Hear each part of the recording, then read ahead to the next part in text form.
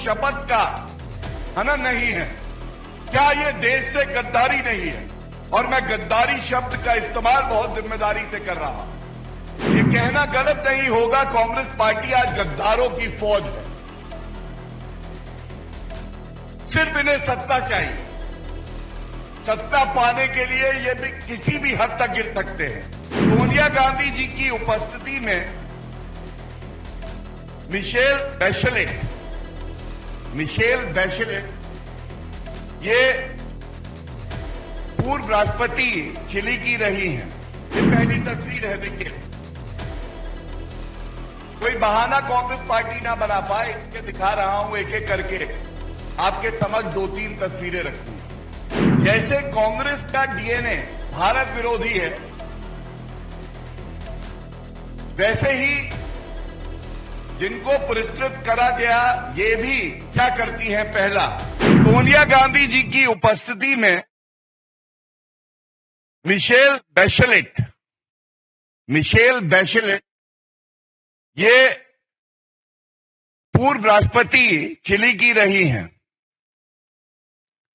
इनको पुरस्कृत किया जाता है और ये क्यों चिंताजनक है मैं आपको बताता हूं। ये पहली तस्वीर है, देखिए। कोई बहाना कांग्रेस पार्टी ना बना पाए, इसके दिखा रहा हूं एक एक करके। आपके समझ 2-3 तस्वीरें रखूंगा।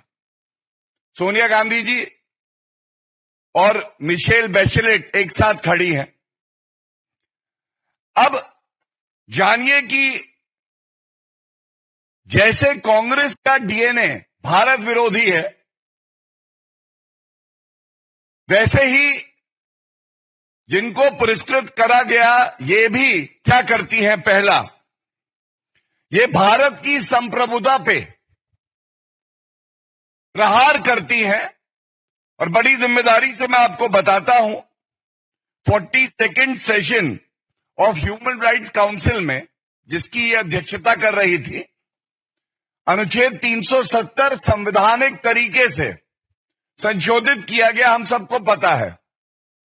तो इन्होंने प्रश्न लगाया कि भारत में, कश्मीर में मानव अधिकारों का हनन हो रहा है और भारत की संसद को ऐसा कोई संशोधन नहीं करना चाहिए। तो पहली बात, राहुल गांधी जी तो संविधान दिखा दिखा के थकते नहीं है, लेकिन पढ़ते नहीं है।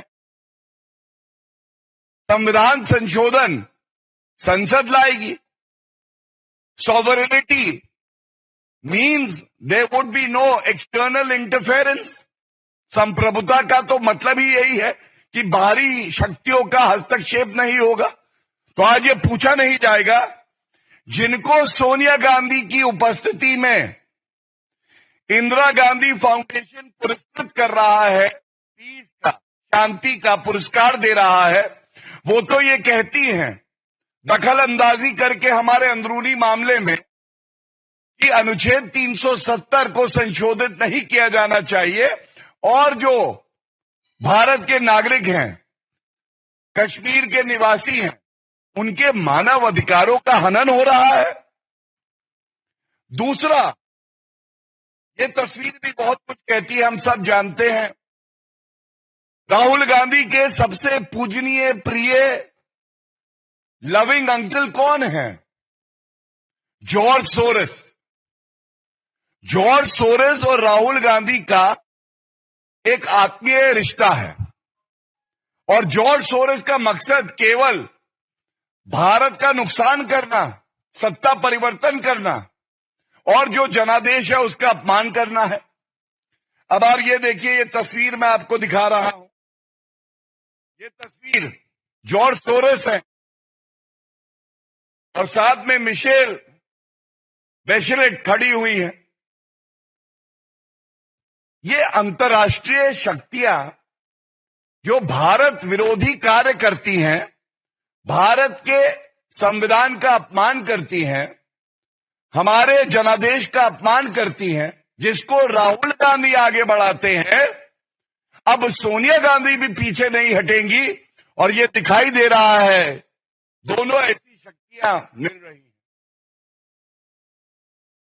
अब यह भी पूछा जाएगा,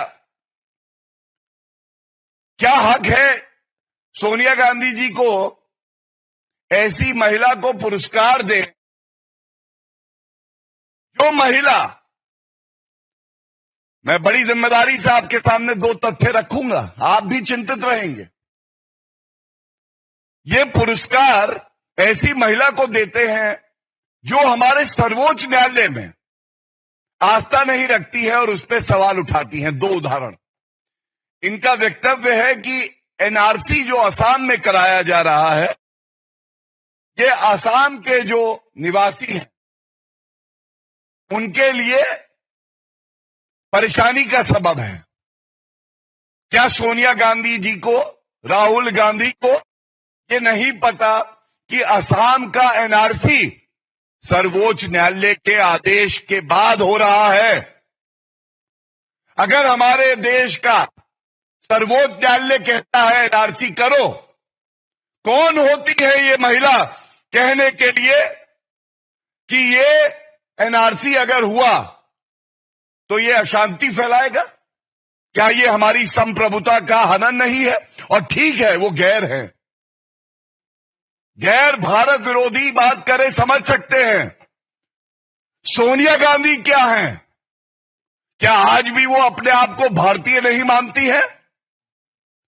जिस देश ने उन्हें सम्मान दिया, जिस संविधान की शपथ उन्होंने अभी भी ले रखी है कि मैं संप्रभुता की रखवाली करूंगी, क्या ये उस शपथ का हनन नहीं है? क्या ये देश से गद्दारी नहीं है? और मैं गद्दारी शब्द का इस्तेमाल बहुत जिम्मेदारी से कर रहा हूं। ये कहना गलत नहीं होगा, कांग्रेस पार्टी आज गद्दारों की फौज है। सिर्फ इन्हें सत्ता चाहिए, सत्ता पाने के लिए ये भी किसी भी हद तक गिर सकते हैं।